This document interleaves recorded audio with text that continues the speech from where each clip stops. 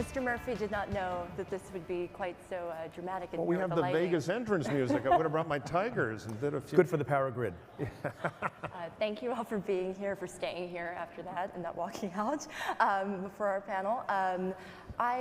We're going to talk about how well things are going generally for the former president.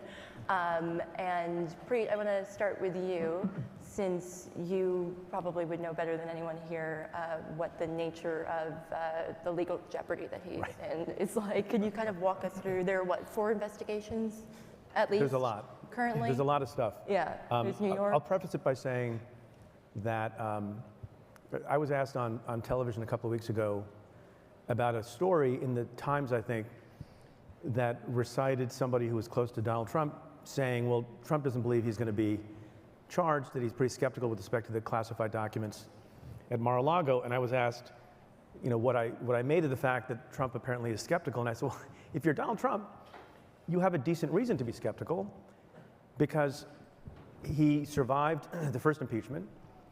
He survived the second impeachment. Along the way, he survived, in a manner of speaking, the special counsel's investigation.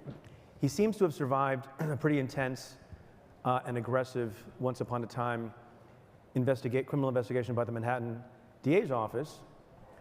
With respect to the Attorney General, some roundabout way going through the issues, he seems to have survived, another potential criminal bit of exposure after his CFO, Alan Weisselberg, was arrested for various crimes, refused to cooperate against Donald Trump.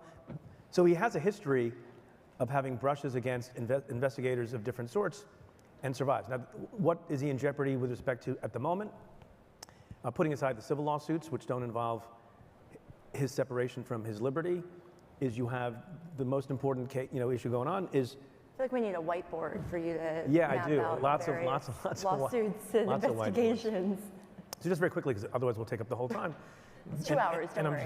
I'm sure that that you folks have been following it somewhat, but probably the most concrete issue he's facing with respect to criminal liability is the matter at hand in Mar-a-Lago, which involves, apparently over time, the keeping of, the maintaining of, the misuse of, the mishandling of sensitive information. Now, people keep talking about classified information. People saw that picture that's worth 1,000 words, where you had the colored cover pages in red and yellow, denoting that the documents they were attached to were top secret or SCI, which is another designation. He did not have to be in that jeopardy, because as I understand the timeline, both the archives and the FBI and the DOJ were pretty accommodating and pretty patient, and extended him a lot of courtesies over the course of many, many months. And I think their hand was forced with respect to that search. Now, just because you've done a search doesn't mean that there's going to be a charge. And there are lots of, and we can talk about this, and I think some of the issues to talk about are not just the legal peril, but what happens if he does get indicted, how the country will react, and how people will register their feelings about that, whether with violence or not with violence. So I think he has real legal jeopardy. Some of my counterparts who comment on legal issues as analysts are basically declaring that he must be indicted, that he's absolutely indictable. I don't say that because I've been wrong before, and there are other considerations. And I will also note, and I'll leave it to other folks, I have not gotten the sense, and I mean this with great respect, and I think there are not illegitimate reasons for this. I have the sense that Merrick Garland, who has a very difficult job, has not been excited or anxious or gung-ho about indicting the former president of the United States. I think he also has a commitment to the rule of law, and if he has to do what he has to do, he will. But there are considerations of sensitivity of classified information. There are considerations, whether you think they're appropriate or not, with respect to the thing I mentioned a minute ago, what the reaction will be in the country, all of which might be considered by somebody who sits atop the Justice Department. So I think that's where he has the greatest peril. And then the final thing I'll say, which I don't have a lot of insight into, is the district attorney in Fulton County is doing a very broad investigation. A special grand jury has been convened. And maybe we can talk about this. If she finds crimes committed that she can prove beyond a reasonable doubt to a unanimous jury, then great, I guess bring the case. It is a little weird to me. and maybe I'm parochial about this because I was at the Justice Department for a lot of years, that if the former president is deemed to have committed crimes, yeah, they happen locally in Georgia, but they go to the essence of constitutional democracy. They go to the essence of what it means to be a proper and behaving president and former president, or not. Behaving. Is that a technical legal term? No. For that case to be brought by a local elected district attorney doesn't seem quite commensurate to the crime. And again, with respect to that, I don't know how the public will respond either. Have you ever seen the movie Final Destination? Anyone? The premise is that, I'm maybe going to skip a few parts of the plot, but the premise is that someone cheats death, and then death kind of hunts them down and eventually finds them. And I do feel in some ways as though Donald Trump is playing Final Destination, but with prison instead of death. It feels like there's something compulsive about the disregard for the rule of law, well, the idea that it doesn't apply. He keeps getting emboldened. I'm sure you have views on this. He keeps, look, the day, there's a record of him engaging in conduct, right after he gets away with other conduct. It happened with respect to the impeachment proceedings, and that's what he does. So there's a level of frustration in the world that is understandable. Alex, you spent some time with the former president in the last year of his presidency for your documentary, Unprecedented. Can you talk a bit about your understanding of his psychology and of the way that the kind of group of people around him functions based on that? Sure. I mean, Donald Trump is actually a very simple guy to understand. He's remarkably unintelligent, in fact, which surprised me. And he is obsessed with one thing. He's obsessed with himself. And so interacting with him is actually quite simple because you're not really going to get anywhere. The only way, you're only going to really understand who he is by appreciating the fact that he doesn't really understand who he is, and that, in fact, all he cares about is the name Trump and the brand. I think once I asked him the question about kind of his, his interior life, and I think his response was, "That's an interesting question." Yeah. Like he had never considered any of the things that I was asking him. Exactly. It's like when I wanted to speak to him about his own children, I need to actually show him pictures of his kids for him to appreciate like who I was talking about. And then he would say something like... Wait, so you would be like, Eric? Well, I showed him on my iPad a video of Eric campaigning for him, and Ivanka and Don Jr. And he said he's watching this and he goes, they've really got an impressive base, but really it's my base. Everything is his, even when it comes to his own children. So that's who he is. And we're talking about Mar-a-Lago. I mean, in my mind, it's not surprising that he would keep documents there. I mean, this is his primary residence, it's his home, and it's got his name on it. So obviously they belong to him.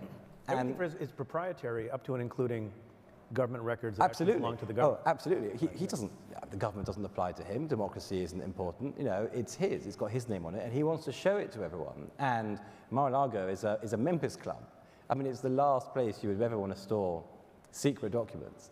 So, he's very unusual, but he's also a very simple guy to understand. And those were my sort of interactions with him.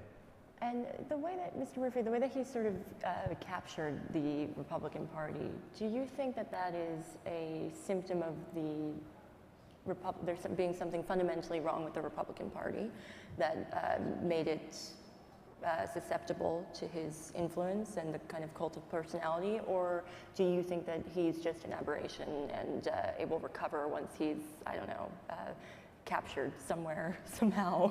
Well, I think he was the vessel where populism took over the Republican Party, and he turned it in. Grievance was always under the surface. It's under the surface in both parties. Because whenever real wages are flat, people get disaffected with the system. There actually kind of some harmonic connection between Trumpism and the Bernie Sanders wing. It's both the system will screw you, there has to be a redistribution. Trump just added race and all kinds of vile stuff to it. And there was dry kindling in the party. The other thing, I ran Schwarzenegger's campaign here, and one of the intersections we've had, for good or bad, in American politics is pop culture has come in. And the fact that he'd sit in a cardboard set designed to look like a boardroom and fire Gilbert Gottfried, who was paid to stay there and pretend to work for him, made him a can-do guy in 2016 in perception. And in politics, perception is reality. And Washington was dysfunctional. American dream was being crushed down. And so his populism, the guy who can get stuff done, because he's going to pound on the boardroom table and he's a business genius, was very attractive. So people voted for the TV star they saw and liked. Sure. But And Hillary Clinton was an awful candidate. Sure, but I mean, his base was reacting, or it seemed to activate racial tensions, racism. No, he exploited it totally. Yeah, a lot of, I mean, it doesn't strike me as remotely the same, the kind of populism being promoted by Bernie Sanders and the racial thing, I totally agree with that. But the point is there's a lot of political science work done in the 70s about the Wallace voter for George Wallace and the McGovern voter. They were both, Pat Cadell did it all. He made his reputation on it. They were both very disaffected. So Trump became catalytic in a moment. And remember, he was famous. The old political model was work the inside, impress inside leaders, be they from labor, be they corporate America, or the tech industry, whatever, to raise money to buy campaign to get famous. Right. Trump was a pre-aware famous person, like Arnold was, who was elected from that fame to governor of the largest state. So my point was, he was a famous guy with a grievance message at a time when the Republican Party was disaffected, and that put together. I'll just quickly tag it with one thing. When you look, and I'm a leader in the anti-Trump Republican movement, but if you look at the Republican Party, it is more complicated than slavishly connected to Trump. 80% of Republicans will say, I approve of him, he was a good president. Only half of them will say he ought to run for president again. Can I ask you a follow-up? Yeah. I'm sorry. Yeah, Because it's just so interesting to me, the debates that go on in politics, and some of this has happened at this conference, is what is the degree to which Trump voters are persuadable, can be brought over to the side of a pragmatic, or any kind of Democrat, and is it folly to try to do that? And in that regard, some people think that Joe Biden has answered that question, and he's forfeiting that opportunity. Right. And some people think there's no opportunity to be forfeited. How do you think about that? Well, it all depends on what you define as a Trump voter. The core party voters are very tribal. And they're both under the same equation now. I'm right, you're evil. And if the other side is evil, you can do anything. There are no rules anymore. That's the corrosion and corruption in our politics now. The elections are won and lost by where the independent voters tend to go, who often, if they're college educated and wealthier, tend to vote Republican. They vote their wallets. But Trump has alienated those voters, particularly in the suburbs, along with the more educated, they're pejoratively known in the party as the country club Republican wing. And that's how Biden put his numbers together to win in the suburbs. And there are Trump resistance there. But the base Republican primary voters you're talking about, it's like you get a drunk New York Yankees fan and a drunk Boston Red Sox fan in a bar. And you tell the Red Sox guy, your pitcher had a couple of good games, but last night he went out and beat up 3 kids and insulted a nun. Shouldn't we do something? I don't know, but I'm not a Yankees fan. It's that locked in right now. And that, again, is the tragedy of our politics. Trump carried, of the 3,100 counties in America, Biden only carried about 565 of them.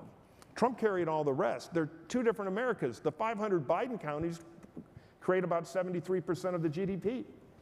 And out in Trump world, that's not true. They over-index for meth addiction and suicide. I guess what I'm So we have these 2 countries now. Your neighbor now is more likely to vote the way you do. You got a relative who might have been Trump, or the cop who comes when there's a problem, but it's 2 worlds now colliding, and that's the problem in our politics. My question is, how is the success of Donald Trump, which is, we're going on how many years now since he started? Forever. Yeah, it seems like forever. But we're going on 7 years of him capturing the Republican Party. How is that not an indictment of the Republican Party? Why are you a never Trump Republican instead of someone who is defected from the Republican Party? I've hated Trump since I worked for Christy Whitman in Jersey, and we had to watch him in Atlantic City where he was trying to steal everything that wasn't bolted down. Why did the party fall for him? I mean, it's still. Well, a plurality did in 16, and then he won. And political parties reward winning. I'm not asking how it happened. Yeah. We're not going to. I mean, if you talk morally, should people be ashamed? How is it not an indictment of the party that the party was susceptible to his influence in this way? There is no party that gives order. It's the primary voters. And primary voters who voted for Trump made a terrible mistake, and I yell at them all the time, and they yell at me. But it's not. It's not just the primary. But voters. parties are democratic small d institutions. The voters take them over. They chose Trump.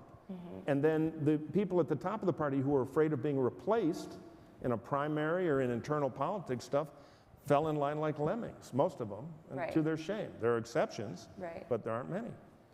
I mean, look, you know, yes, bad. Isn't part of the theory that it was an FU vote and Of course. Trump was just different and people were sick and tired of establishment, Jeb with an exclamation mark, Republicans and Democrats.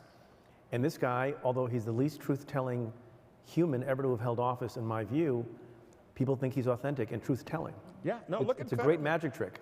If you're an anti-politician at the time people hate politics, you've got rocket fuel. And so going into the midterms now, how do you anticipate his influence affecting the outcome? Well, he's put himself in the middle of it, which is good news for the Democrats, not good news for the Republicans. He is a Superman in many Republican primaries. He is not a Superman in the general election. So the midterms are a massive contest between two huge forces. Will it be a typical midterm based on the historical pattern, or will it be atypical because of new forces like Trump injecting himself? The typical case is, since World War II, the incumbent president in the first term loses 26 House seats. In the last four elections, lost 50 House seats. When inflation is at record heights since the 80s, bad. When your president's polling numbers are down, Biden's disapproval is around 55, bad. And what we call the right track, wrong track numbers. 70% of the country thinks on the wrong track. Based on the typical model, the Democrats lose the House and they lose the Senate. The atypical model is, wait a minute, Trump's unpopular, he's in the middle of this. The Republicans have nominated a few blocks of cement with Trump's help as candidates, like Dr. Oz, Masters in Arizona, the hapless candidates. I think that's an insult to blocks of cement. Pardon? I think that's an insult to blocks of cement. Well, yeah, the Block of Cement Association, so I can feel the text going off. But the bottom line is, really weak candidates, as McConnell admitted. And then finally, you've got Roe and the Dodd decision. Will that cause abnormal turnout?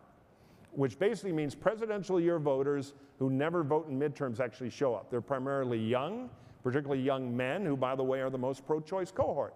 So is it going to be atypical? And we've seen some evidence. Kansas in the primary, big turnout, particularly in college towns. The little special up in New York, 19 in the Hudson Valley. So you got to pick which one to bet on, and I would put Trump in the atypical case. He doesn't help.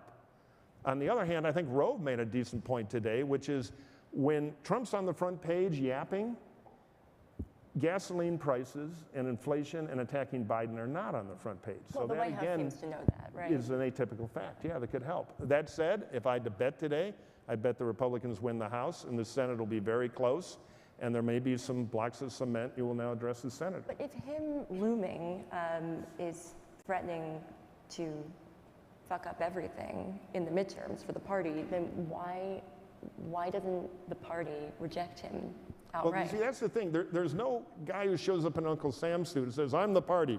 Trump, sit down and shut up. Yeah, but there are a lot of voters minions and the Lindsey activists Grahams, control the party. right? But there are a lot of minions and Lindsey Grahams of the world who are. They're all afraid of primaries. If They're McConnell could entrepreneurs. wave a magic wand, he would and do that. Right? If we were the Senate right now and McConnell had a cleaver and Trump was here and the lights went out for 30 seconds and went up again, McConnell would be sitting there with a little blood dripping from his fingers. But that's just not how it works. In the old days with the political bosses, we get rid of Trump in a minute. They were pragmatic. But the parties have been democratized. So Trump can run. Pardon? I'm all for the bosses. Bring him back. Is the democratization of parties then a bad thing? Well, the real question, if you want to pull the sweater thread that'll start to undo the sweater, is do these politics and the appeal of Trump to millions of Republican voters and what he talks about, do they reflect a decline in our popular culture? Because ultimately, Donald Trump is a reality TV show. He should be in a big fight with Andy Cohen negotiating it. That's the culture that created him, and it's caught on. It's selling in politics. There are very little stakes to politics now. They think they can afford these clowns like Trump, and our politics will always reflect our culture. So we have some cultural work to do, I think, about seriousness.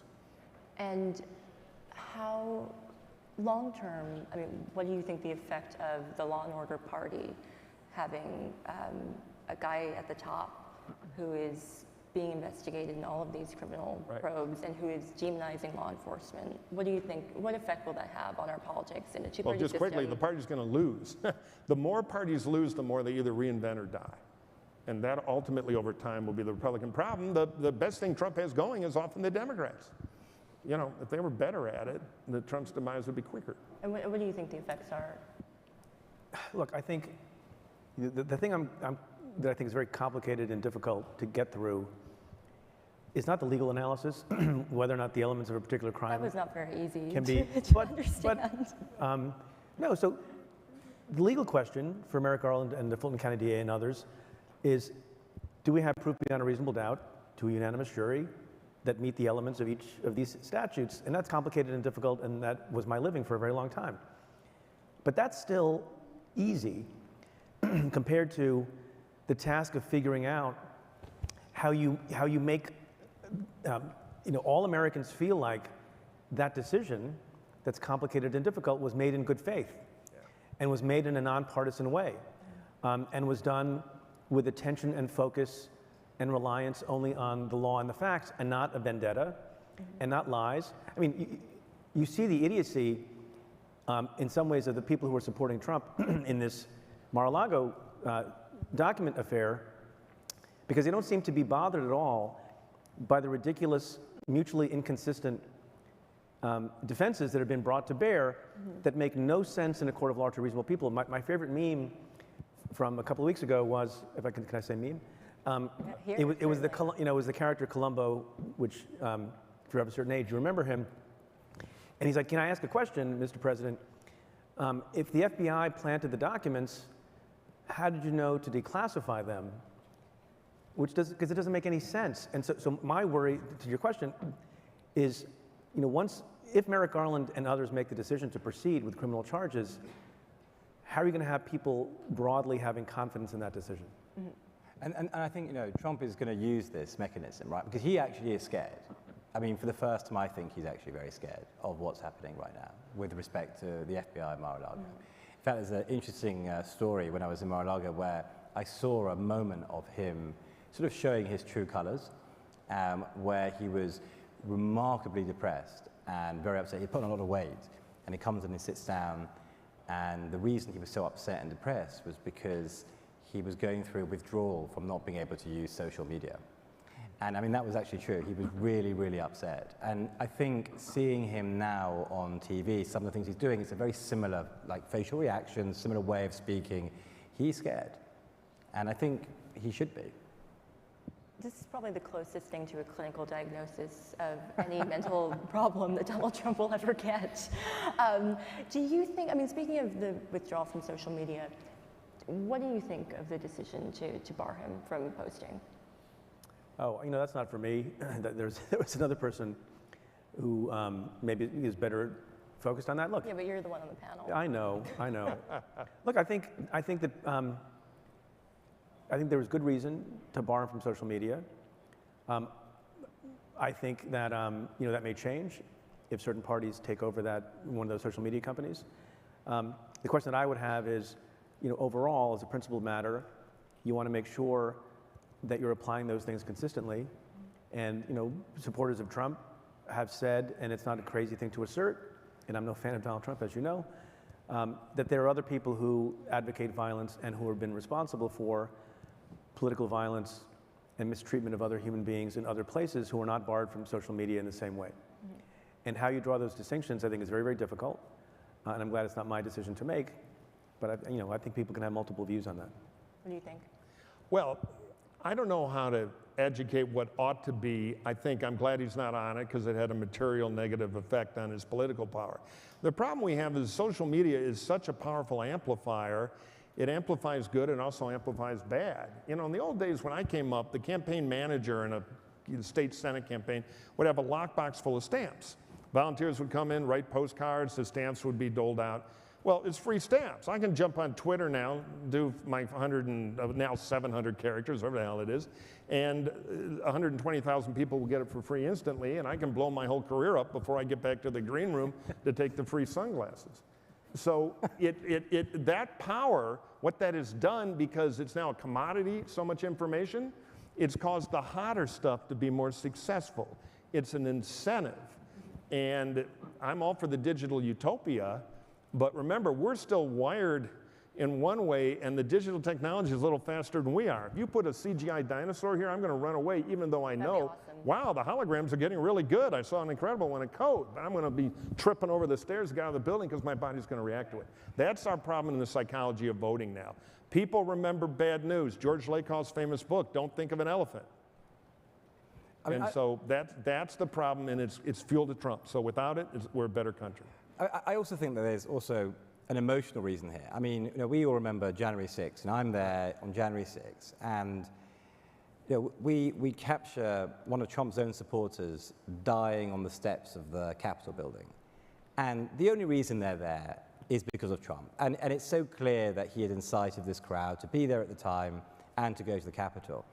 And this is happening in America. I mean, American citizens are going to the American Capitol by order of the American president to essentially assassinate the American vice president, right, and intervene in the ceremonial process. I mean, so when you're an American company and you see this happening on Twitter and on Facebook, I mean, it's reasonable to assume that there would be some sort of emotional response.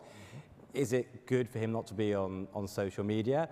I mean, is it right for other people to be on social media and for him not to be? And that's a question that needs to be asked. But fundamentally, maybe there are certain differences in the decisions here, but I think it does make sense on the practical level that this is taking place in America. It relates to something that we were talking about backstage, which is when people say objectionable, crazy things in politics, is it better to call them out and condemn them, or is it better to ignore them entirely? And you raised the example of Marjorie Taylor Greene. Yeah, I struggle with this. I think there's a lot of issues that people are very confident of the right thing, whether to speak out or to ignore so as not to amplify.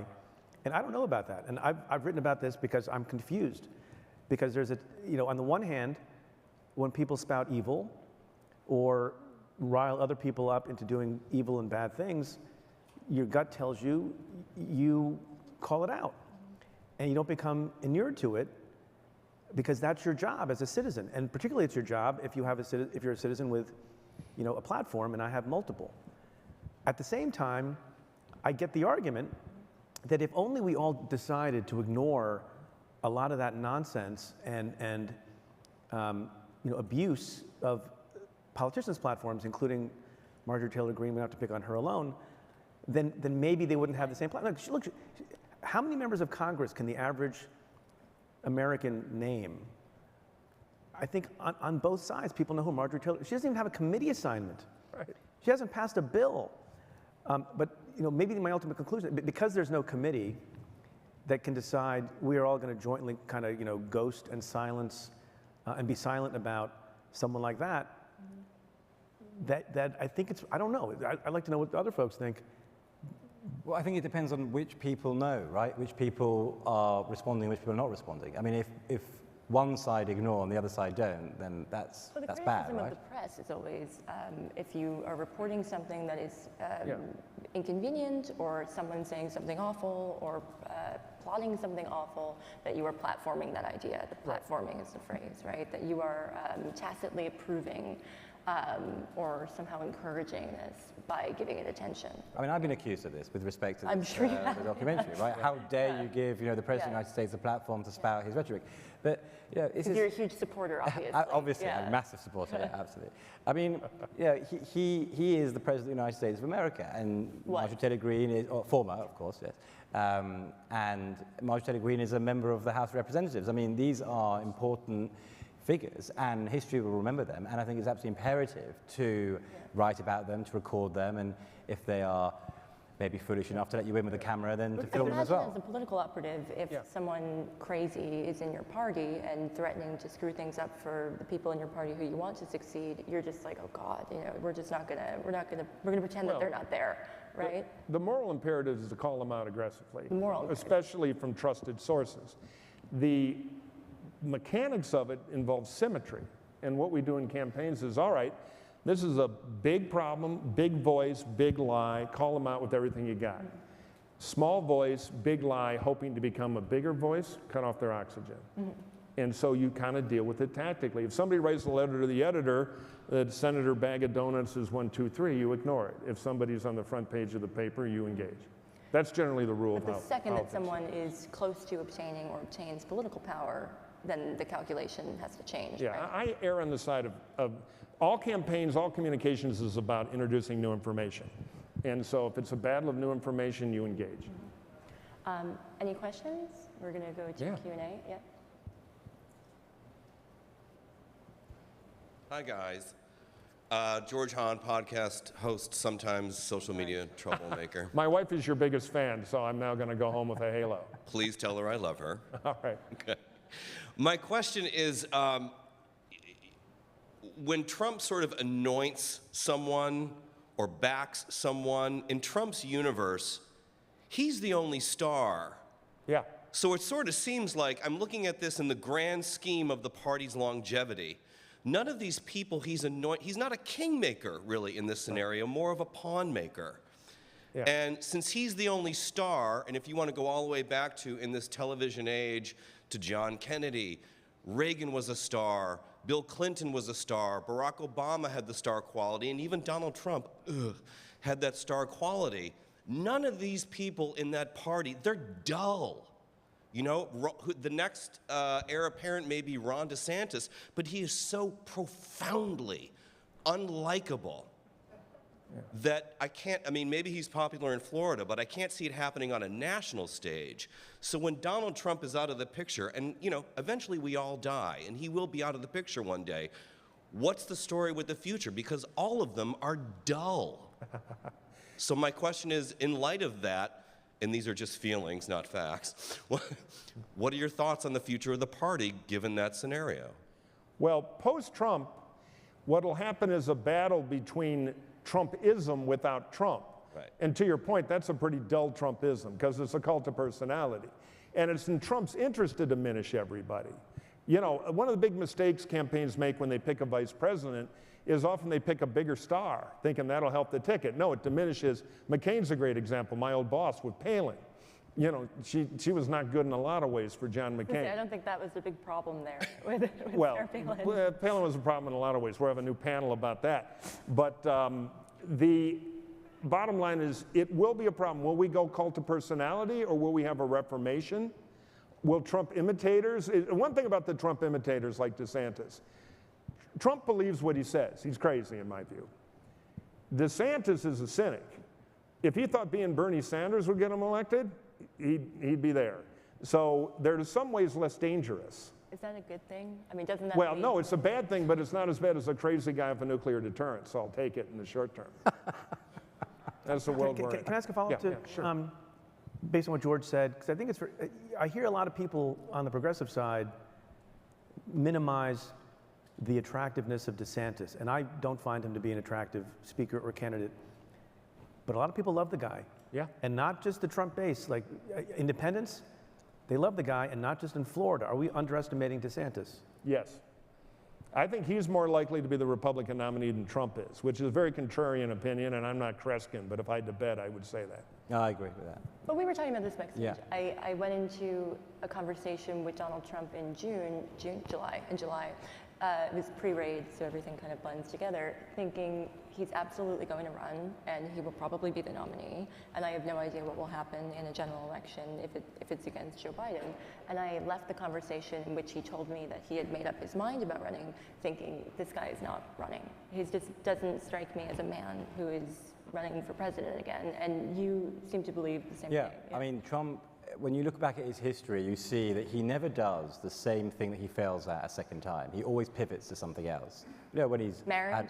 That's one exception. Yeah, well, exactly. Well, not the same person though. But I think, you know, he can't go through. Look, the excuse of it was a fraud, you know, they stole it from me, etc. That doesn't work twice, right? So, you know, Well, his normal mode was pretending to run for president to generate publicity, Absolutely, right? absolutely. And it was a total fluke that he won the ended up- first time. Yeah. Absolutely. And I think he might declare that he's going to run and keep doing that as much as he can to probably put pressure on the DOJ and various people that are investigating him. But actually, will he run? I don't think he will, no.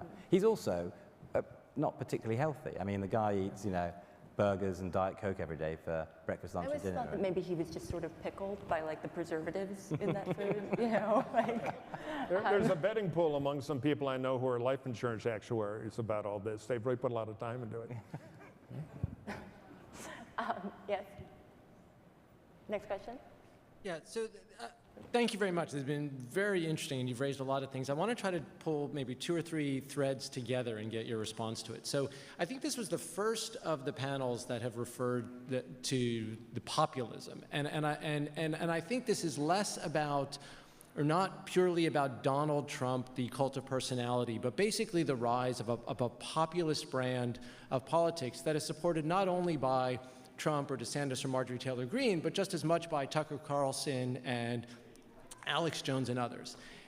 So hold that thought. You raised a second really interesting point, which is that the populist message that has really, kind of energized the Republican Party was not that different from the same populist dissatisfaction that Bernie Sanders talks to, right, which is fundamentally the divergence of incomes, right, and the growth of income inequality and the lack of progress for a certain segment of the population.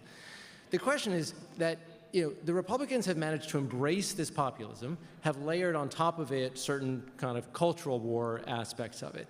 The Democrats, the mainstream Democratic Party, basically did everything it could to, I think, resist the populism of Bernie Sanders and the progressives in Congress right now, and are losing as a result, is my view.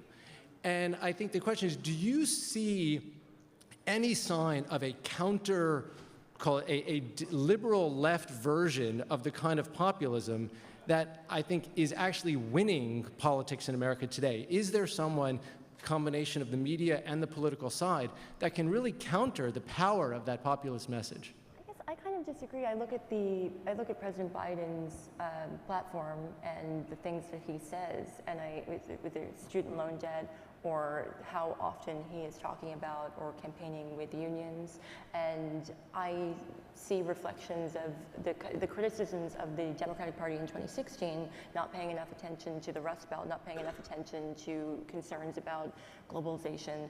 I see that as a direct response and a successful one. I mean, his approval rating is improving right now, right?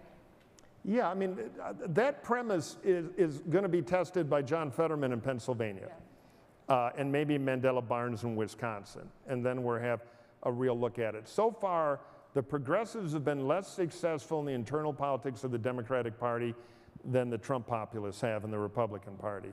I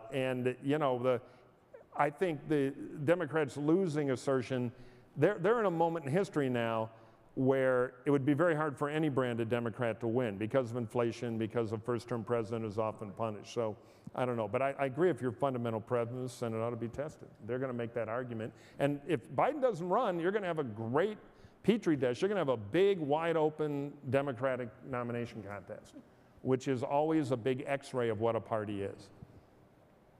I think we've seen 3 of them already here today, or 2 today, right? Yeah. Well, thank you all for your time, and thank you for being on the panel. And yeah, that's it. Thank you. Thanks, Kara. Thank you all.